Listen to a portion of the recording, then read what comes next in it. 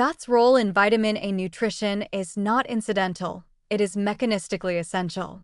Beta-carotene and retinol are fat-soluble compounds, meaning they dissolve in fats and oils rather than water, and their absorption from the gastrointestinal tract into the bloodstream requires the presence of dietary fat in the same meal. This is not a small effect. Studies comparing carotenoid absorption from fat-free versus fat-containing meals consistently show that fat-free preparation delivers a fraction of the vitamin A that an equivalent fat-containing preparation does, regardless of how much beta-carotene the vegetable itself contains. Understanding this absorption dependency makes the choice of cooking fat relevant not just for the fat's own nutritional properties, but for how effectively it enables absorption of vitamins from companion vegetables. Ghee and regular butter both contain retinol, preformed vitamin A, in proportions that reflect the dairy source.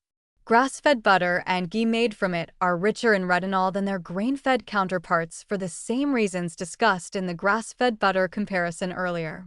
The meaningful distinction between ghee and regular butter for cooking vitamin A-rich vegetables is smoke point. Regular butter begins to burn at approximately 350 degrees Fahrenheit. The milk proteins and lactose in butter are what brown and eventually blacken at high temperatures, producing both off flavors and the destruction of heat-sensitive nutrients.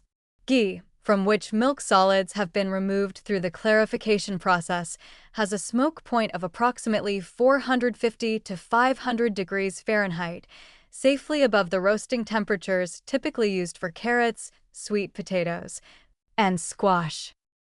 Roasting carotenoid-rich vegetables at 400 to 425 degrees Fahrenheit in ghee allows the Maillard browning and caramelization that develop flavor without the milk solid burning that would occur with regular butter at the same temperature. The ghee dissolves the fat-soluble beta-carotene from the vegetable surface during cooking, creating a fat-saturated carotenoid suspension that the digestive system absorbs efficiently when eaten.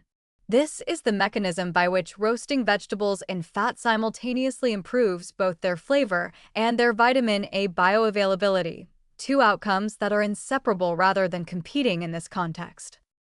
Regular butter remains appropriate for lower temperature applications where its milk solids contribute flavor positively, finishing cooked greens under 300 degrees Fahrenheit, melting over steamed vegetables at the table, or making sauces where the dairy flavor is part of the intended outcome. The practical kitchen approach is not replacing all butter with ghee, but using each at the temperature range where it performs best. Homemade ghee is straightforwardly produced from quality unsalted butter by simmering over medium-low heat until the water evaporates and milk solids separate, then straining through cheesecloth into a clean glass jar. The resulting clarified fat stores at room temperature for months without refrigeration, a meaningful practical advantage over butter, and can be made from whatever quality of butter the budget allows. Using grass-fed butter to make ghee concentrates the retinol advantage of the grass-fed source while delivering the higher smoke point of clarification.